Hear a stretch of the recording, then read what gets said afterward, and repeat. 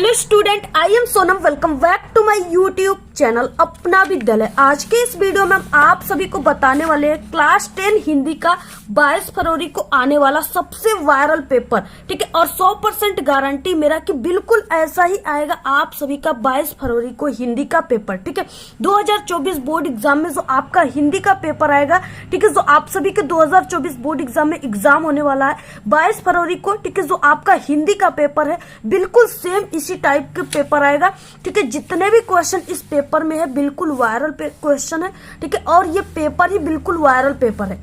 इसमें जितने क्वेश्चन है सभी आपके 22 फरवरी के आने वाले पेपर में सेम वही क्वेश्चन रहेंगे, ठीक है। और यहाँ पे अगर आप सभी लोग इस पूरे पेपर की तैयारी कर लेते हो, जितने भी इस पेपर में क्वेश्चन है, ठीक है, पूरे पेपर की तैयारी कर लेते हो तो आप सभी का 22 फरवरी के हिंदी के पेपर में, ठीक है, पूरे के पूरे कितना आएगा, पूरे के पूरे आपका 70 में 70 नंबर बिल्कुल पक्का है, ठीक है।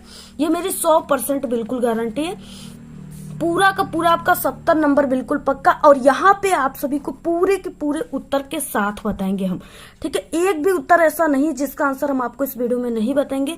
पूरे के पूरे क्वेश्चन का आंसर आपको इस वीडियो में बताने वाले बहुत ही अच्छे तरीके से और 100% आपको समझा करके बताएंगे, ठीक है। और लिखित रूप से बताएंगे कैसे आप सभी को हिंदी के पेपर में 22 फरवरी को कैसे लिखना है, ठीक है। एक टॉपर स्टूडेंट कैसे लिखते हैं किसी भी क्वेश्चन का आंसर हिंदी के, ठीक है, जिससे उनको पूरे के पूरे एग्जामिनर पूरे के पूरे नंबर देते हैं और उनका हिंदी में बोर्ड एग्जाम में 95% आ जाता है, ठीक है। 95% नंबर आता है। तो आपको वो ट्रिक और टिप्स भी हम आपको इस वीडियो में बताने वाले, ठीक है। और अगर आप लोग मात्र इस पेपर को तैयार कर लेते हो, जितने भी इस पेपर में क्वेश्चन है उसको तैयार कर लेते हो, तो आप लोग हिंदी में इस बार बिल्कुल टॉप करोगे, ठीक है। तो आप सभी लोग देखिए, सबसे पहले इस वीडियो को लाइक कर दीजिए, चैनल पे नहीं तो आप लोग चैनल को सब्सक्राइब करके बेल आइकन को जरूर प्रेस कर दीजिए, जिससे ऐसे जितने भी क्लास 10th के, ठीक है, वायरल पेपर है उसकी वीडियो आपको सबसे पहले मिल सके और बोर्ड एग्जाम में आप लोग मात्र यानी 10 से 15 दिन में ही पढ़कर बोर्ड एग्जाम में आप लोग टॉपर बन सको। और यहाँ पे देखिए, जो अगर आप लोग इस पेपर को तैयार कर लिए ना तो आप लोग 22 फरवरी को हिंदी के पेपर में बिल्कुल आग लगा कर आओगे, धुआं धुआं करके आओगे, पूरे के पूरे आंसर इसका मतलब कि छाप कराओगे आप लोग, ठीक है। एक भी ऐसा आपके हिंदी के पेपर में क्वेश्चन नहीं रहेगा जिसका आंसर आपको नहीं पता रहेगा। और यहाँ पे आप सभी को, ठीक है, ये जो हम पेपर का संकेतांक जो 824 DX पेपर का संकेतांक, ठीक है, इस पेपर कोड के जो हम आप सभी को पेपर बता रहे हैं ये बिल्कुल वायरल कोड है, ठीक है। ये बिल्कुल वायरल संकेतांक का पेपर है और ये जो 824 आपका एग्जाम 2024 में होगा, ठीक है, तो इसलिए ये 824 यहाँ पे लगा हुआ है। और 824 इसी संकेतांक, आप लोग इस संकेतांक को नोट कर लीजिए कहीं अपनी जो इंपॉर्टेंट आप लोग नोट बनाए उस पे, ठीक है, नोट्स पे आप लोग इसको नोट कर लीजिए। बिल्कुल यही जो है संकेतांक का पेपर आपके आएगा 22 फरवरी को। और ये जो संकेतांक है 824 DX जो है कोड ना, यही जो हर साल जो हिंदी का पेपर आता है वो इसी वाले जो संकेतांक है, इसका सबसे ज्यादा जिलों में यही संकेतांक का पेपर जाता है, ठीक है। तो आप लोग इसको नोट कर लीजिए और यहाँ पे सबसे पहले अनुक्रमांक लिखना है, नाम लिखना है और ये 2024 हिंदी का पेपर, ठीक है। और ये जो होता है ये हिंदी के पेपर का कोड होता है। तो आप सभी को देखिए, सबसे पहले कि यहाँ पे आपको इसको पेपर को हल करने के लिए 3 घंटे 15 मिनट का आपको समय मिल रहा है, जिसमें से इस 15 मिनट में आपको इस प्रश्न पत्र को पढ़ना है कि इसमें कैसा क्वेश्चन है, ठीक है, कौन से क्वेश्चन का आंसर पहले आ रहा है आपको उसको पहले लिखना है। और पूरे के पूरे ये 70 नंबर का है और आप सभी को, ठीक है, अगर आप लोग पूरी की पूरी यानी कि तैयारी कर लेते हो हिंदी का हमारे चैनल से तो आपका पूरा का पूरा 70 में 70 नंबर बिल्कुल पक्का है। हम आप सभी को यानी कि 10 सेट पेपर बताएंगे, ठीक है, 10 सेट क्लास 10th के ऑल सब्जेक्ट का हम आपको 10 सेट पेपर की प्रॉमिस किए, ठीक है। यानी आपको 10 सेट पेपर बताएंगे। अगर आप लोग इस 10 सेट पूरे 10 सेटों को हल कर लेते हो तो आपका, ठीक है, 70 में 70 पूरा नंबर आएगा। यानी आपका हर एक सब्जेक्ट में इस बार आपको चाहे जो हो जाए आपको 70 में 70 नंबर लाना है, ठीक है। और ये आप सभी को हमारे चैनल सिर्फ दिला सकती है। यानी आप सभी को पूरे के पूरे 70 में 70 आपको नंबर लाकर आपको इस बार बोर्ड एग्जाम में, ठीक है, सभी सब्जेक्ट में 95% ला करके आपको बिल्कुल बोर्ड एग्जाम में इस बार 95% लाकर, ठीक है, आपको प्रदेश टॉपर बनना है। और बहुत ही कम समय में 10 से 15 दिनों में सिर्फ, ठीक है, सिर्फ आप लोग हमारे द्वारा ये सभी जितने भी वायरल पेपर है उसको तैयार कर लीजिए, 100% आप लोग टॉपर बन जाओगे। तो इस तरीके से आपको यानी इस तरीके से अगर 10 सेट आप लोग सॉल्व कर लेते हो तो पूरे 70 नंबर आपका पक्का हो जाएगा। देखिए सबसे पहले निर्देश क्या है, आपको 15 मिनट प्रश्न पत्र को पढ़ना है। इसमें 2 खंड है, खंड अ है, खंड ब है, ठीक है। और खंड अ जो है इसमें ऑब्जेक्टिव क्वेश्चन है, जो कि 20 ऑब्जेक्टिव क्वेश्चन है। उसका आंसर OMR शीट पे आपको काले और नीले इस तरीके से डार्ट पेन से आपको देना है, ठीक है। उसके बाद यानी यहाँ पे जो 20 ऑब्जेक्टिव क्वेश्चन है, पर क्वेश्चन 1 नंबर का है। और उसके बाद देखिए यहाँ पे खंड अ है जिसमें बहुविकल्पी क्वेश्चन है, जो कि काफी इंपॉर्टेंट क्वेश्चन है, ठीक है। जितने भी यहाँ पे ऑब्जेक्टिव क्वेश्चन आप लोग देख सकते हो कितना इंपॉर्टेंट है। तो यहाँ पे देखिए पहला जैसे ऑब्जेक्टिव क्वेश्चन है, मित्रता निबंध के लेखक हैं, यानी जो मित्रता है ये निबंध है, ठीक है, निबंध विधा है। तो इसके लेखक कौन है? भारतेंदु हरिश्चंद्र है, आचार्य रामचंद्र शुक्ल है, और यहाँ पे राय कृष्णदास है या प्रेमचंद है, ठीक है, जिनका पूरा नाम मुंशी प्रेमचंद है। तो मित्रता जो है ये पाठ का ही नाम है, ठीक है। आपके भी क्लास 10th में पहला चैप्टर मित्रता ही है। उसके लेखक कौन है? आचार्य रामचंद्र शुक्ल। आप लोग यहाँ पे ऑप्शन नंबर बी को राइट मारोगे। नेक्स्ट है यहाँ पे दूसरा क्वेश्चन, आवारा मसीहा कृति के रचनाकार है, ठीक है, कौन है? विष्णु प्रभाकर है या यहाँ पे अज्ञे है, जिनका पूरा नाम सच्चिदानंद हीरानंद वात्स्यायन अज्ञे जी है, यशपाल है या जैनेन्द्र कुमार है, ठीक है। तो यहाँ पे क्या है? विष्णु प्रभाकर है आवारा मसीहा, जो कि जीवनी विधा की रचना है। नेक्स्ट तीसरा क्वेश्चन, यात्रा के पन्ने किस विधा पर आधारित रचना है? देखिए विधा यहाँ पे पूछ रखा है। विधा का मतलब कि ये जो है, ठीक है, यानी यात्रा के पन्ने, ये निबंध है, नाटक है, साहित्य, यात्रा साहित्य है या एकांकी है, उपन्यास है, ठीक है, या संस्मरण है, यानी क्या है ये, ठीक है। तो इस तरीके से यहाँ पे ये यात्रा के पन्ने यानी कोई यात्रा से जुड़ी हुई बातें, ये यात्रा साहित्य में आ जाएगी। ऑप्शन सी राइट है। नेक्स्ट है सरस्वती पत्रिका के जो प्रकाशित हुई वो किस काल में प्रकाशित हुआ था, ठीक है। तो किस काल में हुआ था? भारतेंदु युग में या द्विवेदी युग में, शुक्ल युग में या शुक्लोत्तर युग में?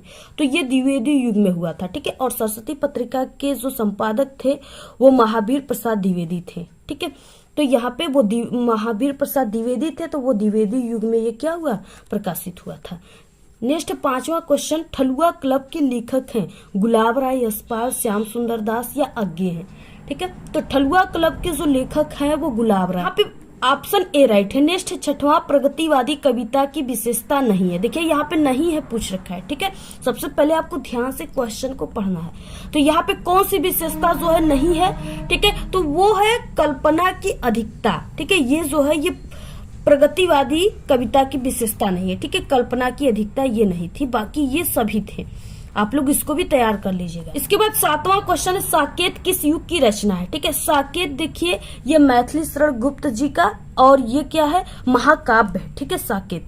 और साकेत ये किस, और मैथिली शरण गुप्त जो थे वो किस युग के कवि थे? तो वो द्विवेदी युग के कवि थे, ठीक है। तो यहाँ पे हो जाएगा बी राइट, द्विवेदी युग की जो है रचना है। इसके बाद नेक्स्ट है यहाँ पे क्वेश्चन 8, रीतिकालीन कवि है तुलसीदास, सूरदास, मतीराम या कबीरदास, ठीक है। तो रीतिकाल के जो कवि हैं वो मतीराम है, बिहारी है, मतीराम है, भूषण है, ठीक है। ये सब क्या है? ये रीतिकालीन कवि हैं। देखिए नेक्स्ट क्वेश्चन क्या है, इससे पहले हम आपको बता दें कि आप लोग जो हम आपको 10 सेट बता रहे हैं ना पेपर का, वायरल पेपर का, उसको आपको पूरे 10 सेट को ही सॉल्व करना है, ठीक है। आप लोग अगर इस 10 सेट, हमारे जितने भी वायरल पेपर हम दे रहे हैं हर एक सब्जेक्ट का 10 सेट पेपर का हमने आपको से प्रॉमिस किया है, तो आपको यानी चाहे कुछ हो जाए आपको 10 सेट पेपर देना ही देना है। तो आपको देखिए 10 सेट पेपर को अगर आप लोग सॉल्व कर लिए तो आपको नहीं प्रीवियस ईयर्स पेपर को सॉल्व करने की जरूरत है, नहीं आपको अनसॉल्व पेपर को सॉल्व करने की जरूरत है, ठीक है। और नहीं आपको इसके अलावा कोई इंपॉर्टेंट क्वेश्चन भी तैयार करने की जरूरत है, क्योंकि हम जितना भी आपको पेपर 10 सेट बताएंगे उसमें जितना क्वेश्चन रहेंगे बिल्कुल वायरल रहेंगे, कंटिन्यू आपके बोर्ड एग्जाम में आने वाले रहेंगे, और वो आपके पिछले 5 सालों के पेपर से ही बने रहेंगे, ठीक है। इसलिए आपको पिछले 5 सालों के जो ओल्ड पेपर है उसको सॉल्व करने की जरूरत नहीं है, अगर आप लोग इस तरीके से वायरल पेपर को सॉल्व कर रहे हो तब, ठीक है। इस तरीके से क्लास 10th की आज सब्जेक्ट का हम पेपर आपको दे रहे हैं, और ये नहीं कि ये हिंदी का हम अभी आपको फर्स्ट पेपर दे रहे हैं, ठीक है। इसके अलावा हमने 4-5 सेट जो है पहले से दे चुके हैं। अगर आप लोग नहीं देखे हो तो प्लीज आप लोग, सबसे पहले आपसे रिक्वेस्ट है कि आप लोग उस पेपर को देख लीजिएगा, ठीक है, क्योंकि आप लोग 10 सेट पेपर को सॉल्व करोगे तभी आपका 70 में 70 पूरा नंबर आएगा। हमने कई बार आप सभी को बता चुका है। तो आप लोग 10 सेट पेपर और ये क्लास 10th के ठीक है सीरीज चल रहे हैं, जिसमें से हमने साइंस वगैरह सबका 10 सेट में से 4-5 सेट पहले से बता चुके। तो आप लोग देखिए पिछड़ जाओगे, ठीक है आप लोग, इसलिए जल्दी से उस पेपर को आप लोग तैयार कर लीजिए। इसके बाद आप लोग ठीक है डेली पेपर को तैयार करना शुरू कर दीजिए, जितने पेपर हम आपको दे रहे हैं। नेक्स्ट 9वां तीसरा सप्तक के जो तीसरा तार सप्तक था, ठीक है, वो कब प्रकाशित हुआ था? तो तीसरा जो तार सप्तक था वो 1959 ईस्वी में प्रकाशित हुआ था। ऑप्शन यहाँ पे सी राइट है, ठीक है। और इसके जो यानी कि जो तार सप्तक के जो प्रवर्तक थे, यानी किसके उसमें जो है प्रकाशित हुआ करता था, तो ये अज्ञे जी के, ठीक है, सच्चिदानंद हीरानंद वात्स्यायन अज्ञे जी के द्वारा, यानी ये तार सप्तक के ये जो प्रकाशित करते थे वो अज्ञे जी करते थे। तो आप लोग इसको तैयार कर लीजिए। इसके बाद देखिए नेक्स्ट ऑब्जेक्टिव क्वेश्चन क्या है। 10वां क्वेश्चन है, रीति सिद्ध कवि है, बिहारी है, देव है, मतीराम है या घनानंद है? ठीक है, रीति सिद्ध कवि पूछ रखे हैं तो वो बिहारी लाल जी हैं। नेक्स्ट है 11 क्वेश्चन, हास्य रस का स्थायी भाव है। देखिए हास्य रस पूछा है, आप लोग क्लास 10th में हो तो सिर्फ आपको 2 रस पढ़ना है, ठीक है, एक आपको करुण रस पढ़ना है और दूसरा आपको ये हास्य रस पढ़ना है। तो यहाँ पे देखिए हास्य रस का स्थायी भाव और करुण रस का स्थायी भाव दोनों को आपको तैयार कर लेना है। हास्य रस का स्थायी भाव जो होता है हास होता है, करुण रस का जो स्थायी भाव होता है वो शोक होता है, ठीक है। तो यहाँ पे हास्य पूछा है तो ऑप्शन नंबर सी राइट है। हरिपद कोमल कमल से काव्य पंक्ति में अलंकार है, अलंकार पूछ रखा है, उपमा अलंकार है, रूपक है, उत्प्रेक्षा है या यमक अलंकार है, ठीक है। तो इसमें कौन सा अलंकार है? देखिए यहाँ पे हरिपद कोमल कमल से, यानी इसमें हरि के जो भगवान के पद है, पैर है, उसकी तुलना किससे की जा रही है? कमल से की जा रही है, ठीक है। तो यहाँ पे तुलना की जा रही है, कंपेयर किया जा रहा है, तो ऑप्शन नंबर ए राइट है। नेक्स्ट है यहाँ पे सोरठा में कितने चरण होते हैं? तो जितने भी यानी सोरठा हो गया, रोला हो गया, इसके 4 चरण होते हैं, ऑप्शन यहाँ पे बी राइट है। नेक्स्ट है अमर शब्द में उपसर्ग। देखिए उपसर्ग पूछ रखा है और शब्द दिया हुआ है अमर, ठीक है। उपसर्ग का मतलब कि ये जो शब्द दिया है इसके आगे कौन सा लगा हुआ है शब्द, ठीक है, जिससे ये पूरा वर्ड बना हुआ है। तो इसके आगे कौन सा लगा है? अ लगा है और मर लास्ट में जोड़ दिया गया है, यानी उपसर्ग जो आगे लगा वर्ड है उसी को कहते हैं, तो अ हो गया, ठीक है। इसके बाद नेक्स्ट देखिए क्वेश्चन, और अब आप सभी को हम बता दें, अगर आप लोग का किसी भी सब्जेक्ट की अभी तैयारी नहीं हो पाई अच्छी तरीके से और आप लोग उस सब्जेक्ट में कमजोर हो, ठीक है, जैसे मैथ में हो गया, इंग्लिश में हो गया, और भी कोई सब्जेक्ट है जिसमें आप लोग कमजोर हो, तो हमारे चैनल पे क्लास 10th के ऑल सब्जेक्ट में, ठीक है, आपको बहुत ही बेहतरीन जबरदस्त पास होने की ट्रिक भी बताई गई है, जो कि आपके एग्जाम में 100% वर्क करता है, ठीक है। अगर आप लोग उस ट्रिक का यूज करते हो तो 100% आप लोग पास ही नहीं बल्कि बहुत अच्छे नंबर लाओगे, ठीक है। तो आप लोग अगर उस ट्रिक को नहीं देखे हो तो इसी वीडियो के लास्ट में आपको प्लेलिस्ट मिल जाएगा, ठीक है, उसी पर क्लिक करके 4 प्लेलिस्ट है, उसी पर क्लिक करके आप लोग सभी सब्जेक्ट में पास होने की ट्रिक को देख लीजिएगा, ठीक है। और आप लोग अगर नहीं मिलेगा प्लेलिस्ट में तो आप लोग यूट्यूब पर सर्च कीजिएगा मैथ में पास होने की ट्रिक, ठीक है, और उसके बाद हमारे चैनल का नाम अपना विद्यालय, तो वहां पे आप लोग जो भी सब्जेक्ट का आप लोग को ट्रिक चाहिए ऐसे सर्च करके आप लोग मंगा लीजिएगा, यूट्यूब पर हमारी वीडियोज आ जाएंगी, वहां से आप लोग देख सकते हो। इसके बाद नेक्स्ट है यहाँ पे तम का विभक्ति और वचन है, ठीक है। प्रथमा एक वचन, द्वितीय एक वचन, षष्ठी बहुवचन और द्वितीय एक वचन। तो ये जो तम है, ठीक है, इसमें यानी कि इसके जो विभक्ति और वचन जो है वो देखिए, ये तम जो है ये द्वितीय है और ये एक वचन है, यानी द्वितीय विभक्ति एक वचन है। इसके बाद नेक्स्ट है यहाँ पे 16 क्वेश्चन, उत्थान पतन में समास है, यानी उत्थान और पतन में जो समास है ये कौन सा समास है?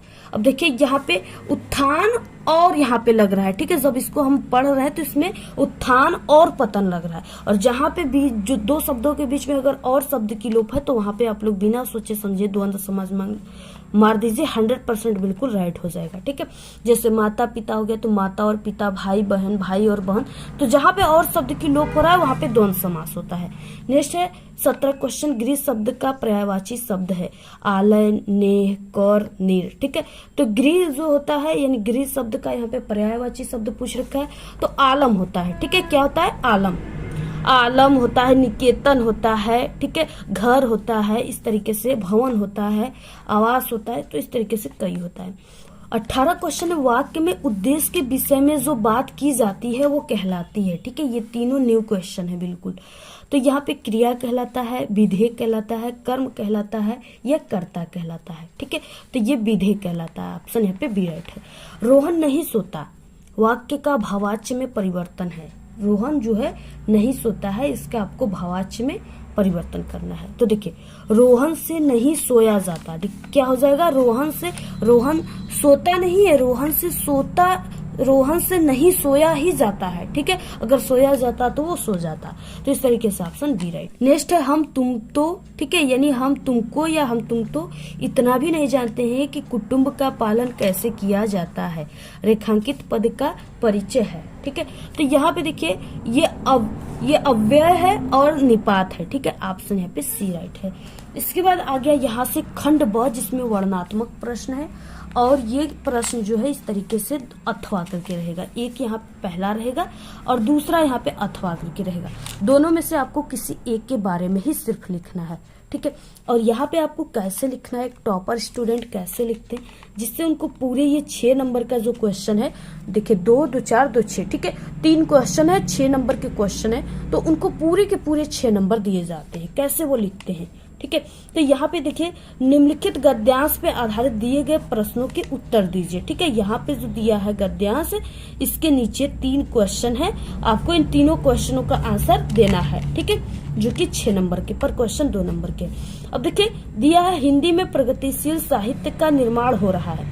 उसके निर्माता ये समझ रहे हैं कि उनके साहित्य में भविष्य का गौरव निहित है, पर कुछ ही समय के बाद उनका ये साहित्य भी अतीत का जो है स्मारक हो जाएगा। ठीक है, और आज तो तरुण है, वही वृद्ध होकर अतीत के गौरव का स्वप्न देखेगा। उनके जो स्थान में तरुणों का फिर दूसरा दल आ जाएगा जो भविष्य का स्वप्न देखेगा। दोनों के ही ठीक है स्वप्न जो है सुखद होते हैं, क्योंकि दूर के ढोल सुहावने होते हैं। ठीक है, इस तरीके से सुखद होते हैं क्योंकि दूर के ढोल जो होते हैं वो सुहावने होते हैं।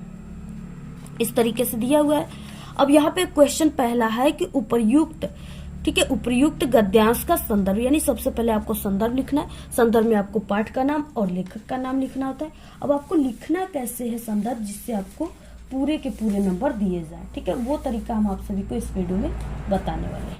और देखिए, संदर्भ में आपको पाठ का नाम, लेखक का नाम लिखना होता है। ठीक है, और यहाँ पे देखिए ये जो तरुण आ गया या तरुण, ठीक है, इस तरीके से आ गया यहाँ पे।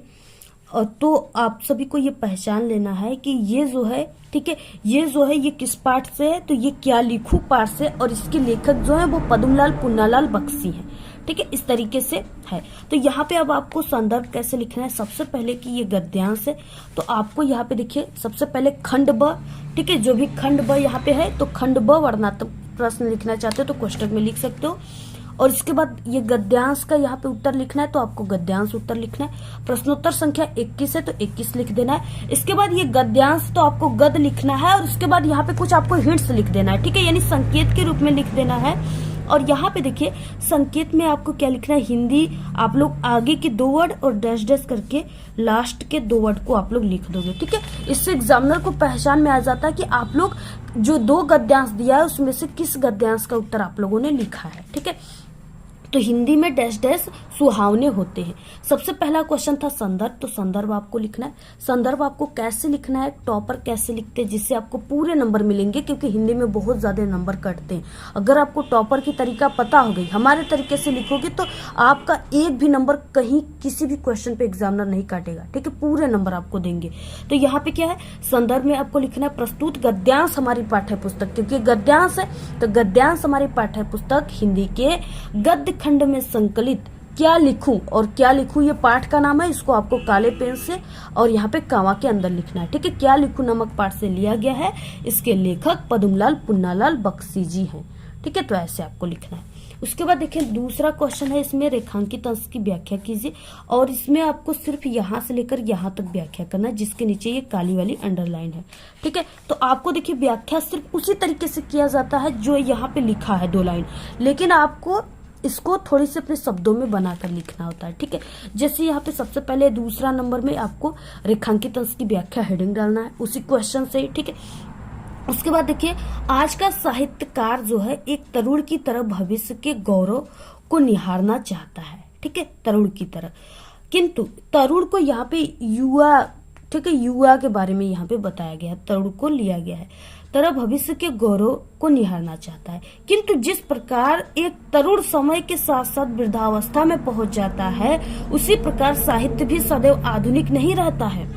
इसी प्रकार जो तरुण आज भविष्य के गौरव की कल्पना में खोए हुए हैं, ठीक है। इस तरीके से आप सभी को क्या करना है, पूरा ऐसे ही लिखना है। यानी यहाँ पे कहा गया है कि जैसे एक युवा पुरुष जो है, युवा व्यक्ति जो है, वो हमेशा युवा नहीं रहता है, वो भी वृद्धावस्था में आता है, ठीक है, वो भी बुढ़ापे का सामना करता है। इसी प्रकार से जो साहित्य है, जैसे ये नहीं कि पहले वाले साहित्य आज आधुनिक लोगों को भी प्रिय लगे, ठीक है, क्योंकि आधुनिक लोग, आधुनिक युग में आधुनिक साहित्य आ गया, तो पहले वाले जो साहित्य है उसको लोग उतना इंटरेस्ट उसमें नहीं रखेंगे।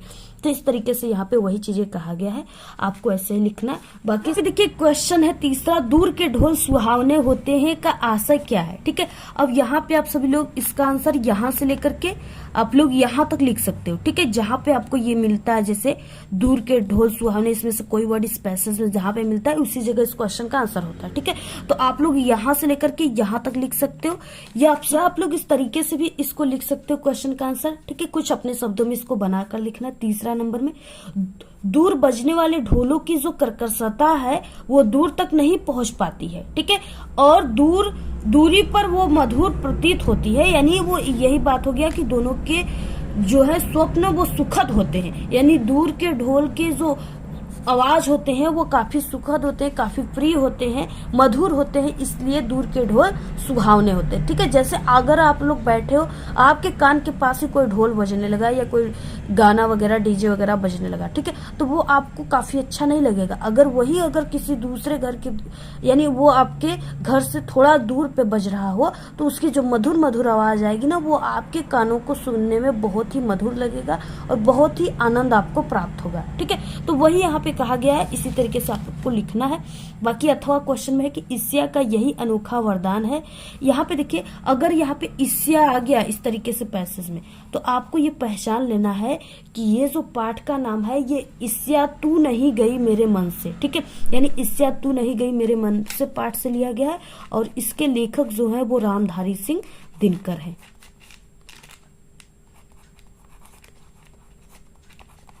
दिनकर, ठीक है। तो आपको ये तैयार कर लेना है, और ये किस पाठ से है, तो यहाँ पे आप लोग लिख लीजिएगा, ईर्ष्या तू नहीं गई मेरे मन से, ठीक है। अगर इस तरीके से इससे आ गया तो आपको ये पहचान लेना है।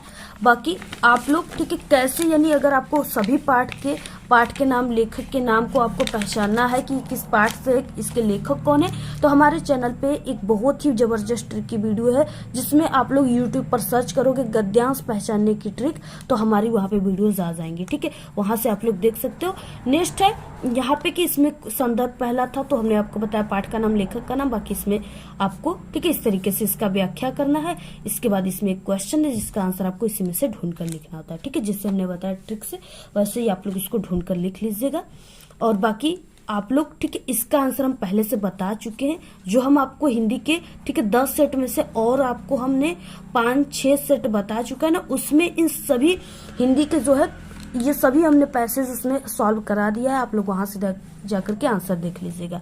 इसके बाद दूसरा नेक्स्ट है 22 क्वेश्चन, निम्नलिखित पद्यांश पर आधारित दिए गए प्रश्नों के उत्तर दीजिए, ठीक है। यहाँ पे देखिए दिया है, ये बहुत ही इंपॉर्टेंट है, और ये नहीं कि आपके जो आपके किताब में है जैसे वो ऐसे दे देगा, ठीक है, ये आपके बीच बीच से पूछ देता है। तो यही यहाँ पे बीच से पूछा है कि सब तीर्थों का एक तीर्थ ये हृदय पवित्र बना ले हम, आओ यहाँ अजात शत्रु बन सबको मित्र बना ले हम, रेखाएं प्रस्तुत हैं अपने मन के चित्र बना ले हम, 100 आदर्शों को लेकर एक चरित्र बना ले हम, ठीक है, ऐसे इस तरीके से दिया हुआ। सबसे पहले यहाँ पे संदर्भ बोला गया है, संदर्भ आपको कैसे लिखना है, तो सबसे पहले आपको पद्यांश का उत्तर लिखना है, प्रश्नोत्तर संख्या 22, ठीक है। पद में आपको आगे के 2 वर्ड डैश करके लास्ट के 2 वर्ड सब तीर्थों डैश डैश बना ले हम, ठीक है, इससे पहचान में आ जाएगा, संकेत है। इसके बाद पहला क्वेश्चन है संदर्भ लिखने के लिए, संदर्भ में आपको लिखना है प्रस्तुत पद्यांश हमारी पाठ्य पुस्तक हिंदी पद्य खंड या काव्य खंड में संकलित भारत माता का मंदिर यह कविता से लिया गया है, इसके रचयिता मैथिली शरण गुप्त जी हैं, ठीक है। और इसके बाद आपको रेखांकित अंश की व्याख्या में आपको इस तरीके से 2 लाइन की व्याख्या सिर्फ करना है। तो यहाँ पे क्या हो जाएगा, रेखांकित अंश की व्याख्या, भारत देश सभी तीर्थों का तीर्थ है, इस तीर्थ में आकर हम अपने मन को पवित्र बना ले। अजात शत्रु का अभिप्राय है कि जिसका कोई शत्रु न पैदा हो। ठीक है, अजात शत्रु का मतलब जिसका कोई शत्रु पैदा ही न हो। और गुप्त जी कहते हैं कि हम अजात शत्रु बनकर सभी को अपना मित्र बना ले और सभी से प्रेम कर ले। ठीक है, इस तरीके से आपको लिखना है। बहुत ही, यानी आपको 2 नंबर का है तो सिर्फ आपको यही 2-3 लाइन ही लिखना है, बाकी आपको 1-2 पेज में नहीं लिखना है। ठीक है, इसके बाद इसमें एक क्वेश्चन था। क्वेश्चन क्या है, अजात शत्रु शब्द का क्या अर्थ है। तो अजात शत्रु का मतलब हमने आपको बताया कि इसका आशय है कि जिसका कोई शत्रु पैदा ही ना हो। ठीक है, यहाँ पे आपको तीसरे में लिख देना, अजात शत्रु का आशय है कि जिसका कोई शत्रु न पैदा हुआ हो। ठीक है, इस तरीके से आपको लिखना है। तो अगर आप लोग जैसे हमने बताया इस तरीके से लिखते हो गद्यांश पद्यांश, तो आपका 12 नंबर बिल्कुल पक्का है, 1 भी नंबर आपका नहीं कटेगा। ठीक है, बिल्कुल टॉपर की तरीका हमने आपको बताया। अथवा है यहाँ पे मोर पंख सिर ऊपर राखियो, ये वाला भी हमने आपको कल ही बताया है। ठीक है, आप लोग जो इसके बाद हमारे चैनल पे जो हिंदी का पेपर है उस पर क्लिक करके आप लोग देखोगे तो इसमें, ठीक है, ये पूरा हमने काफी अच्छे तरीके से बताया हुआ है, आप लोग इसको जा करके देख लीजिएगा। और बाकी संदर्भ में, ठीक है, ये समय पाठ से लिया गया है, तो आपको ये लिख देना है, पाठ का नाम समय, बाकी इसके कवि जो है वो रसखान है। ठीक है, इस तरीके से आप लोग लिख लीजिएगा। देखिए तीसरे में क्वेश्चन है, अधरान धरी अधरान अधरोगी, पंक्ति में अलंकार है। ठीक है, तो यहाँ पे देखिए अधरान का एक मतलब है होठों से, ठीक है, और अधरा का मतलब है बांसुरी। यानी यहाँ पे 2 अधरान और अधरा दिया हुआ है जिसका 2 अलग अलग अर्थ है। ठीक है, जहाँ पे यानी 2 शब्द एक ही दिए उसके अर्थ जो है अलग अलग हो, वहां पे यमक अलंकार है। तो यहाँ पे क्या है, यमक अलंकार है। ठीक है, आप लोग इसको तैयार कर लीजिएगा यहाँ पे समझकर। तो इसके बाद देखिए नेक्स्ट क्वेश्चन है, आपको हमने बहुत ही अच्छे तरीके से पूरा आपको पेपर ऐसा बताएंगे कि 100% आपको समझ में आ जाएगा। ठीक है, हम आपको यहाँ पे कोई भी रटी रटाई बातें नहीं बताएंगे। आप लोग देखिए बहुत ही मेहनत से हम आपको ये पेपर बताते हैं और वीडियो भी बनती है, तो आप लोग इस वीडियो को कम से कम आप लोग 1000 लाइक जरूर कीजिएगा। ठीक है, जब हम आपके लिए इतना मेहनत कर रहे हैं तो आप लोग भी हमारे लिए थोड़ी सी मेहनत कर लीजिए। इस वीडियो को आप लोग अपने सभी दोस्तों को व्हाट्सएप ग्रुप पे जरूर शेयर कर दीजिए। ठीक है, और टेलीग्राम ग्रुप पे। और आप लोग ऐसा कीजिए, अपनी पावर आप लोग दिखाइए कि 1000 लाइक इस वीडियो पे आना चाहिए। इसके बाद देखिए नेक्स्ट क्वेश्चन 23, निम्नलिखित संस्कृत गद्यावरणों में से किसी एक और आपको गद्यावरण को संदर्भ सहित आपको हिंदी अनुवाद करना है। ठीक है, दिया है, नागरिकः बहुलकालम यावत् अचिंत्यत, ठीक है, परम पहलिकायाः उत्तरम दातुम समर्थ न अभवत्। ठीक है, अतः ग्रामीणाम औदत् अहम अस्याः पहलिकाः उत्तरम न जानामि। इदं श्रुत्वा ग्रामीणस्य अकथयत, यदि भवान उत्तरम न जानती तरही ददातु। ठीक है, 10 रूप्यकाणि, अतः मलानं मुखेन नागरिकेण समयानुसारम 10 रूप्यकाणि, ठीक है, दत्तानि। यानी इस तरीके से दिया हुआ है। अथवा में एक दिया हुआ है, वाराणसी सुविख्यात प्राचीन नगरी। ये दोनों वेरी इंपॉर्टेंट है। ठीक है, दोनों वेरी इंपॉर्टेंट है। दोनों आपके पेपर में हिंदी के 22 फरवरी के बिल्कुल छप चुका है, जरूर आएगा, गारंटी है जरूर आएगा। ठीक है, अब यहाँ पे देखिए ये वाला जो है इसका आंसर हम आप सभी को बता रहे हैं और यहाँ पे देखिए एक नागरिक है। ठीक है, यानी एक नगर में रहने वाला लोग है और एक गांव में रहने वाले ग्रामीण है। ठीक है, दोनों में क्या है, पहेलिका किया जा रहा है, जिसमें से जो नगर वाला है, ठीक है, वो ग्राम के जो लोग हैं, ग्रामीण लोग हैं गांव के, वो उनके द्वारा पूछे गए पहेलिका का उत्तर नहीं दे पा रहा है। ठीक है, उसके अनुसार वो लोग शर्त लगाते हैं कि अगर तुम जो नगर के लोग हो यानी सिटी के लोग हो, अगर तुम हमारे उत्तर नहीं देते हो, ठीक है, ग्रामीण लोग उस पे लगाते हैं ये नियम कि अगर नहीं दोगे तो तुम हमें 10 रुपए दोगे। देखिए ये कितने नंबर का था, यहाँ पे ये 5 नंबर का है। ठीक है, 2 नंबर आपको संदर्भ पे, 3 नंबर आप सभी को यहाँ पे, ठीक है, यानी हिंदी अनुवाद पे मिलेगा। टोटल 5 नंबर का है। सबसे पहले आप सभी को इस तरीके से लिख लेना है, प्रश्नोत्तर संख्या 23, संस्कृत गद्य नागरिक डैश डैश 10 रूप्यकाणि दत्तानि। ठीक है, इस तरीके से लिख देना है। इसके बाद संदर्भ में प्रस्तुत संस्कृत गद्यावरण हमारी पाठ्य पुस्तक संस्कृत गद्य खंड में संकलित प्रबुद्ध ग्रामीण नामक पाठ से लिया गया है या उद्धृत है। ठीक है, और फिर उसके बाद हिंदी में अनुवाद, इसका 2 नंबर आपको मिल जाएगा। हिंदी में अनुवाद फिर करना है। हिंदी में अनुवाद कैसे करना है? नागरिक ने बहुत समय तक सोचा, परंतु वो पहली था बुझौल था, ठीक है, उसका उत्तर देने में वो समर्थ न हुआ। इसलिए उस ग्रामीण ने कहा कि मैं इस पहली का उत्तर नहीं जानता।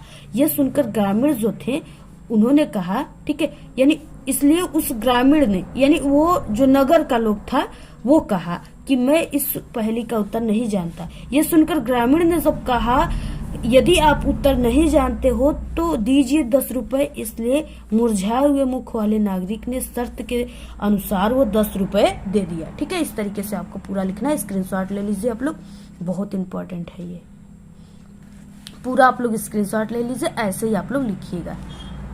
इसके बाद देखिए नेक्स्ट क्वेश्चन है यहाँ पे, और इसका आंसर हमने कई बार जो पेपर हमने बता चुका है वायरल हिंदी का, उसमें आप सभी लोग जाकर देख लीजिए उस पेपर को। ठीक है, ये पूरा का पूरा आंसर हमने कई बार बता चुका है। 24 क्वेश्चन है। निम्नलिखित संस्कृत पद्यांशों में से किसी एक का आपको संदर्भ सहित हिंदी अनुवाद करना है। 2 नंबर संदर्भ पे और 3 नंबर आपको हिंदी अनुवाद पे, टोटल ये 5 नंबर। तो सर्वे भवन्तु सुखिनः, सर्वे सन्तु निरामया, सर्वे भद्राणि पश्यन्तु मा कश्चित् दुर्भाग् भवेत्। ठीक है, और ये जो है ये किस पाठ से लिया गया है? ठीक है, तो ये भारतीय संस्कृति नामक पाठ से लिया गया। ठीक है, और ये वाला जो था ये वाराणसी दिया यहाँ पे, तो आप लोग समझ जाइएगा कि ये वाराणसी पाठ से लिया गया है। ठीक है, और ये जो है भारतीय संस्कृति पाठ से लिया गया है। ठीक है, अब आपको कैसे लिखना, सबसे पहले संदर्भ और उसके बाद हिंदी अनुवाद। प्रश्नोत्तर संख्या 24, संस्कृत पद या संस्कृत श्लोक सर्वे भवन्तु डैश डैश भवेत्। संदर्भ में प्रस्तुत श्लोक हमारी पाठ्य पुस्तक हिंदी संस्कृत खंड में के अंतर्गत भारतीय संस्कृति नामक पाठ से लिया गया। ठीक है, हिंदी अनुवाद हो जाएगा सर्वे भवन्तु सुखिनः, यानी सभी लोग सुखी हो, सर्वे सन्तु निरामया, यानी सभी लोग जो है निरोग रहे। ठीक है, किसी को भी रोग ना रहे हो, और सर्वे भवन्तु सुखिनः, सर्वे सन्तु निरामया, सर्वे भद्राणि पश्यन्तु। पश्यन्तु का मतलब देखना होता है, भद्राणि का मतलब कल्याण, सब कल्याण को देखे। ठीक है, सर्वे भवन्तु सुखिनः, सर्वे सन्तु निरामया, सर्वे भद्राणि पश्यन्तु मा कश्चित् दुर्भाग् भवेत्। मा कश्चित् दुर्भाग् भवेत् का मतलब कोई भी दुखी ना हो। ठीक है, अर्थात इस पंक्ति में सभी के कल्याण की कामना की गई है। ऐसे आप सभी को पूरा लिखना है। ठीक है, इसी तरीके से लिखेंगे तभी आपको हिंदी में पूरे के पूरे नंबर मिलते चले जाएंगे, एक भी नंबर आपका कहीं पर भी नहीं कटेगा। ठीक है, तो इस तरीके से लिखना है। और उसके बाद अथवा में यहाँ पे दिया है सार्थ परवसतो मित्रम भार्या मित्रम गृहे सतः। ठीक है, इस तरीके से यहाँ पर दिया हुआ है। और ये जो है ये जीवन सूत्राणी चैप्टर से है। किससे है? जीवन सूत्राणी चैप्टर से। ठीक है, आप लोग इसको तैयार कर लीजिएगा, इसको भी हमने कई बार बता चुका है। और आप लोग को हम जितना यहाँ पे गद्यांश पद्यांश बता रहे हैं, ठीक है, संस्कृत का या हिंदी का, अगर इतना तैयार कर लेते हो तो ऐसा कोई भी आपके हिंदी के पेपर में गद्यांश पद्यांश नहीं आएगा जो इससे बाहर आ जाए। ठीक है, सब इसी में से आएगा। हम आपको यानी पूरे किताब के सबसे इम्पोर्टेंट जो वायरल पेपर के गद्यांश पद्यांश हमने आपको बताया ना, वो पूरी किताब के सबसे इम्पोर्टेंट हैं। आप लोग अगर वायरल पेपर को इसलिए कह रहे तैयार कर ली तो आपका पूरा का पूरा हिंदी में 95% बिल्कुल पक्का हो जाएगा। इसके बाद देखिए 25 क्वेश्चन है। अपने पठित खंड काव्य के आधार पर निम्नलिखित प्रश्नों में से किसी एक का उत्तर दीजिए। ठीक है, 3 नंबर का क्वेश्चन है। तो यहाँ पे देखिए पहला क्या है, ज्योति जवाहर खंड काव्य के आधार पे द्वितीय सर्ग का कथानायक संक्षेप में लिखिए। ठीक है, और यहाँ पे ज्योति जवाहर खंड काव्य के नायक का चरित्र यानी चित्रांकन कीजिए। ठीक है, इस तरीके से यहाँ पे क का पहला और दूसरा दिया हुआ है। और ये जो चीजें होती है ये जिला वाइज होती है। ठीक है, ये आपके जिला के हिसाब से होता है।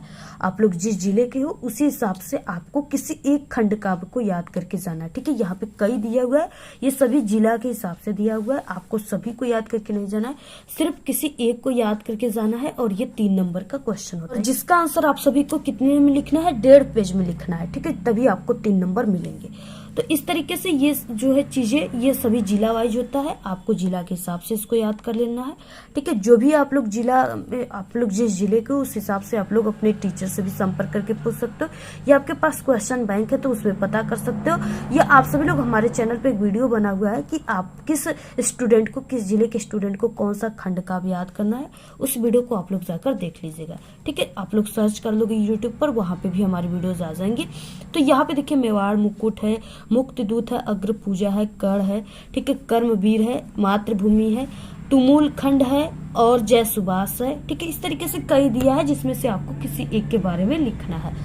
उसके बाद देखिए नेक्स्ट है यहाँ पे 26 क्वेश्चन। निम्नलिखित लेखकों में से किसी एक लेखक का आपको जीवन परिचय देते हुए उनकी किसी एक रचना का भी उल्लेख करना है। 3 नंबर जीवन परिचय पर, 2 नंबर रचना पे, टोटल 5 नंबर का है।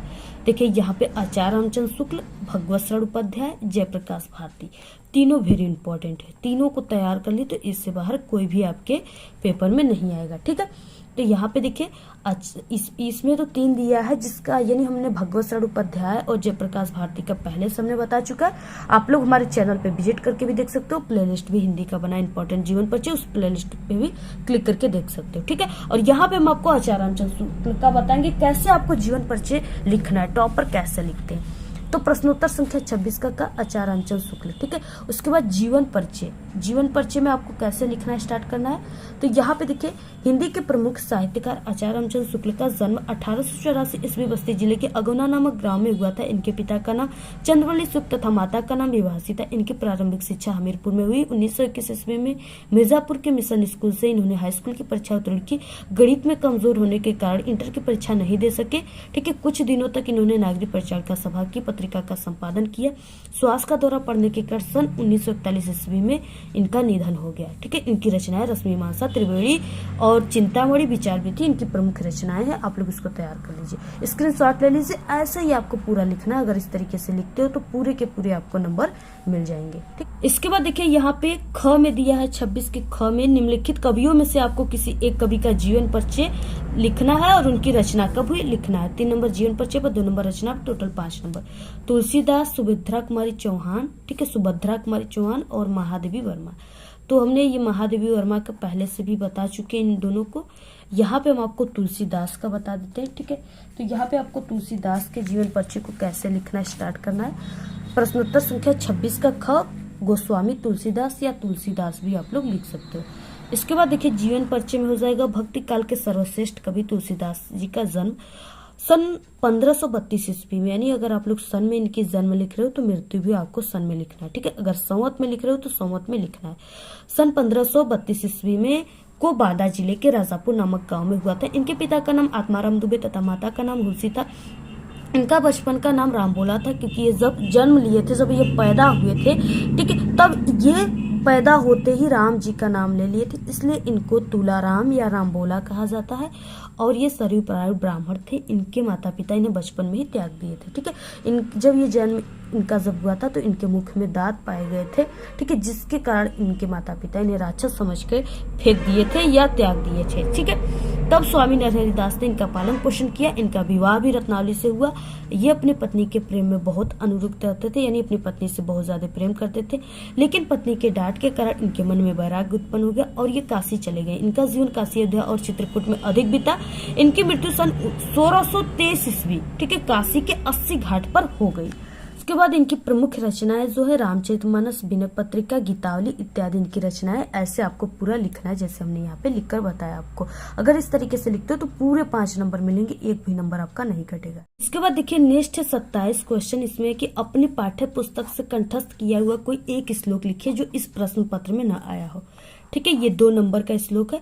तो आप सभी लोग, यानी जो भी इस प्रश्न पत्र में न आया हो उसी के बारे में आप सभी को लिखना है।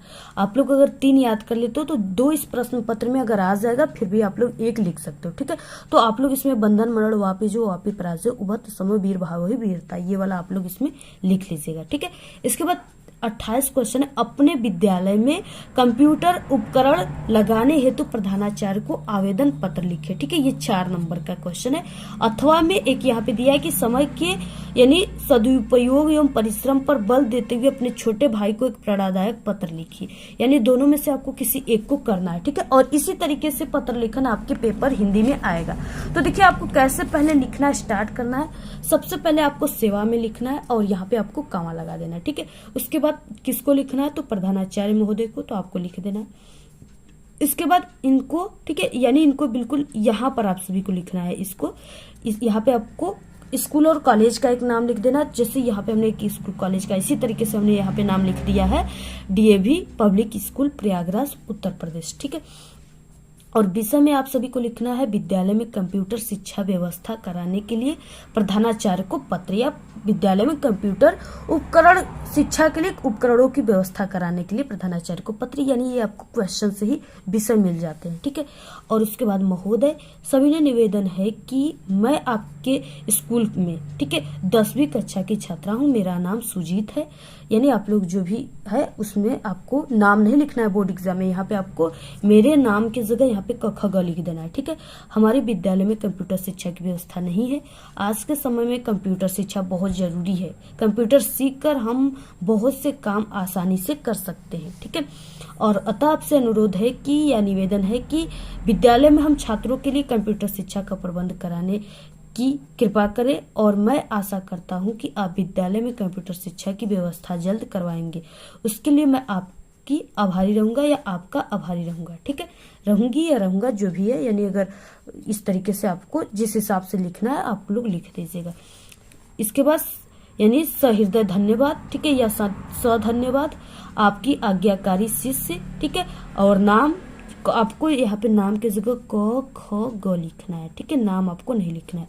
तो यहाँ पे सुजीत और क्लास जो भी आपको लिख देना है। इस तरीके से आपको पूरा लिखना है, स्क्रीनशॉट ले लीजिए। इसी तरीके से आते हैं आपके पेपर में, ठीक है, यानी ज्यादा सरल भी नहीं आता है, इसी तरीके से लिखने के लिए आता है। अगर आप लोग ये सभी तैयार किए रहोगे तो आप लोग लिख लोगे, तो आप लोग स्क्रीनशॉट ले लीजिए। के बाद नेक्स्ट 29 क्वेश्चन, बाकी इस वाले जो है इसको हमने हिंदी के जो और पेपर हमने सेट बता चुका है उसमें हमने बताया हुआ है, ठीक है। और इस वीडियो से पहले आप लोग देखिए, ठीक है, 10th के जितने भी हम क्लास 10th की आज सब्जेक्ट के सेट बता चुके उसको आप लोग चैनल पे हमारे विजिट करके देख लीजिएगा, और सभी का हमने प्लेलिस्ट भी बना दिया, वहां से भी आप लोग जरूर देख लीजिएगा, ठीक है। आप लोग सभी का तैयारी करोगे तभी आपका पूरा का पूरा सब्जेक्ट में, हर एक सब्जेक्ट में पूरे के पूरे नंबर आएंगे, तभी आप लोग 10 से 20 दिन में टॉपर बन पाओगे। तो यहाँ पे इसके बाद नेक्स्ट 29 क्वेश्चन, निम्नलिखित प्रश्नों में से किन्हीं 2 प्रश्नों के उत्तर संस्कृत में दीजिए, ठीक है। आपको यहाँ पे 4 क्वेश्चन है, सिर्फ 2 का ही आंसर देना है, ठीक है। और बाकी यहाँ पे पहला क्वेश्चन है निर्क्षीर विषय हंसस्य का विशेषता आसित, ठीक है, यानी जो निर्क्षीर है उसको उसके संदर्भ में हंस की क्या विशेषता है यहाँ पे पूछ रखा है, ठीक है। तो प्रश्नोत्तर संख्या 29 यहाँ पे हो जाएगा, यानी इसको भी, ये तो क्वेश्चन ही टाइप का है, ठीक है, यहाँ पे हमने इस तरीके से लिख दिया। आप भी लिख सकते हो अगर लिखना चाहते हो तो, कि निर्क्षीर विषय हंसस्य विशेषता अस्ति यत स नीरम क्षीरम पृथक पृथक करोति, यानी जो हंस होता है ना वो अगर नीर, ठीक है, यानी पानी में अगर क्षार मिला रहेगा, ठीक है, माठा या दूध, तो वो पानी को अलग कर देगा और जो दूध है उसको अलग कर देगा, ठीक है, दोनों मिला रहेगा फिर भी वो अलग कर देगा, वो हंस की एक अपने आप में विशेषता है, ठीक है। तो इस तरीके से वही चीजें यहाँ पे कहा गया, ऐसे ही आप लोग को लिखना है। दूसरा है वीर केन पूज्यत, तो वीर विरण पूज्यत। उसके बाद ग्रामीण क उपहासत, यानी ग्रामीण किस पे हंसे, तो ग्रामीण यहाँ पे ग्रामीणान, ठीक है, नागरिक उपहासित, यानी कि जो ग्रामीण थे वो नागरिकों पर हंसने लगे।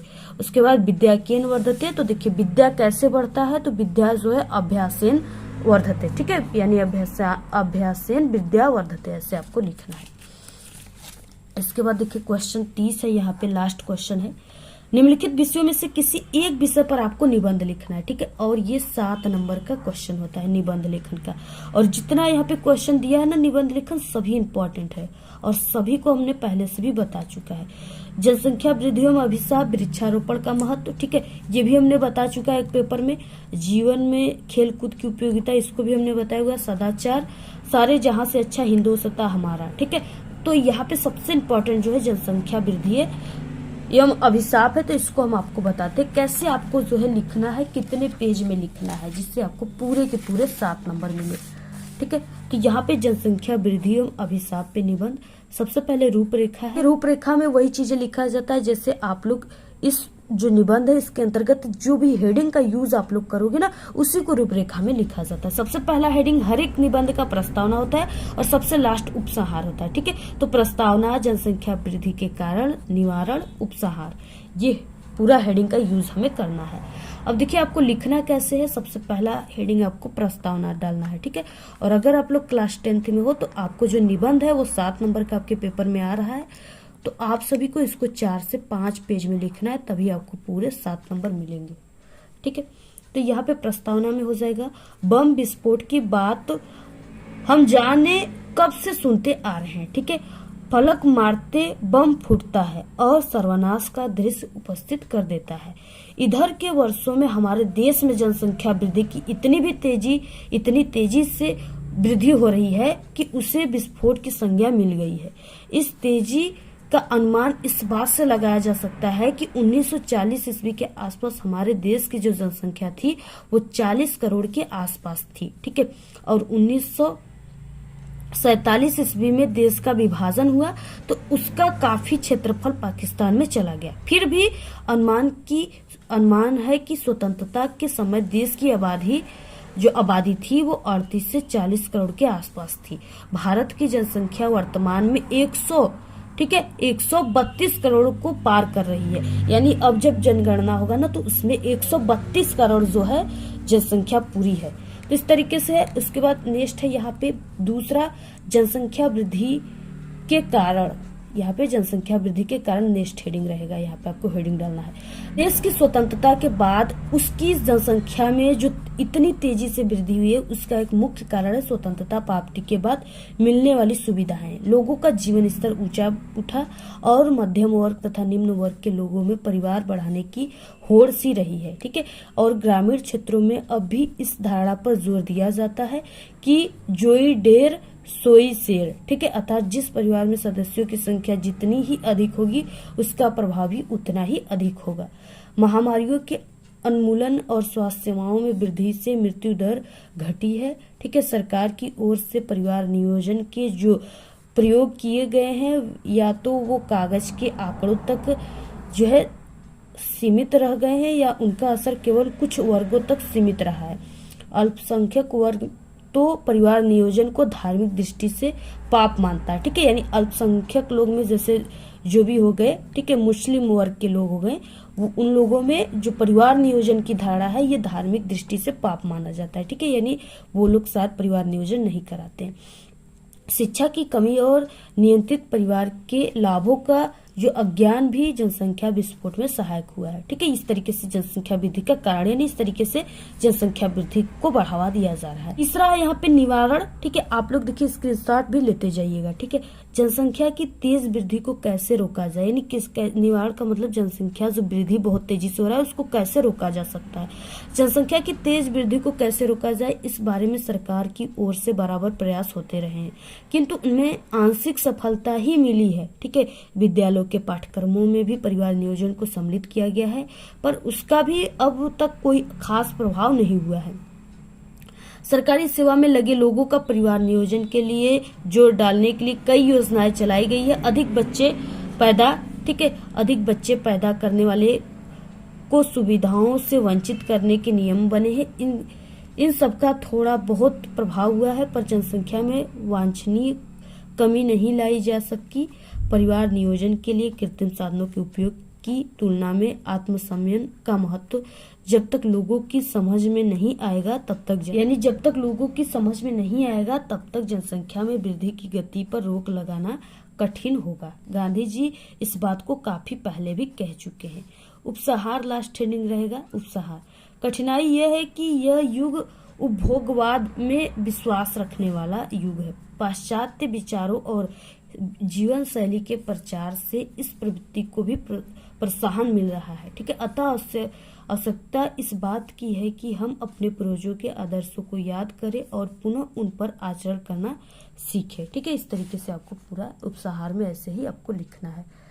इस तरीके से आप लोग पूरा स्क्रीनशॉट ले लीजिए। तो इस तरीके से ये जो हिंदी का वायरल पेपर, आप लोग इस पूरे हिंदी के पेपर को तैयार कर लीजिए, ठीक है। जितना भी हमने आप सभी को क्वेश्चन बताया आप सभी लोग पूरे को तैयार कर लीजिए। और अगर आप सभी को इस पेपर की पूरी PDF चाहिए तो आप लोग हमारे टेलीग्राम चैनल को ज्वाइन कीजिए। उसका लिंक आपको इस वीडियो के डिस्क्रिप्शन में मिल जाएगा, ठीक है। और आप लोग इस वीडियो को अपने सभी दोस्तों में जरूर शेयर कीजिए, ठीक है। और आप लोग 22 फरवरी के इस पेपर की पूरी 10 सेट की तैयारी करके जाइएगा। आप लोग बिल्कुल तहलका मचा दोगे, ठीक है। 22 फरवरी के हिंदी के पेपर में पूरे के पूरे आंसर आप लोग छाप कराओगे। और इस तरीके से आप लोग क्लास 10th के हमारे चैनल पे सभी सब्जेक्ट के वायरल पेपर की वीडियो आ रहे हैं, ठीक है। आप लोग सभी सब्जेक्ट के वायरल पेपर को देखोगे तभी आप लोग अच्छे नंबर ला पाओगे। तो आप लोग सभी पेपर जितने भी आप लोग सभी को चैनल पे हमारे विजिट करके देखिए, और हमारे चैनल पे पास होने की भी ट्रिक है उसको भी देखिए, आप लोग प्लेलिस्ट से देखिए, ठीक है। और आप सभी को क्लास 10th के आज सब्जेक्ट के इंपॉर्टेंट क्वेश्चन आंसर के भी वीडियो हमारे चैनल पे, जो बहुत ही वायरल क्वेश्चन हम आपको बताते हैं, जो 100% आपके पेपर में आना ही आना है, तो उसकी भी वीडियो चैनल पे हमारे प्लेलिस्ट में है, वहां से आप लोग देख लीजिए। बाकी आपको हिंदी बोर्ड एग्जाम में हिंदी की पूरी कॉपी कैसे लिखे, टॉपर कैसे लिखते, इस पर भी हमारे चैनल पे वीडियो बन चुका है, आप लोग हमारे चैनल पे, ठीक है, वीडियो आप लोग सर्च करके भी देख सकते हो। जितने भी टॉपिक जो चाहिए आपको, जैसे हमने बताया वैसे सर्च करके भी देख लेना है, और आप लोग प्लेलिस्ट से भी देख लीजिएगा। बाकी आप लोग इस वीडियो को शेयर कीजिए, आपको ये वीडियो कैसा लगा लाइक शेयर और अपनी अच्छी प्यारी प्यारी कमेंट जरूर कीजिए। आज के इस वीडियो में सिर्फ इतना ही। आपको ये वीडियो कैसा लगा? अगर वीडियो पसंद आए तो एक बड़ा सा लाइक कर दें, चैनल पे नए तो सब्सक्राइब करके बेल आइकन को जरूर प्रेस कर दें, और इस वीडियो को प्लीज आप लोग अपने सभी दोस्तों में शेयर कीजिए, और कमेंट करना बिल्कुल मत भूलिए। Thanks, all the very best, bye bye.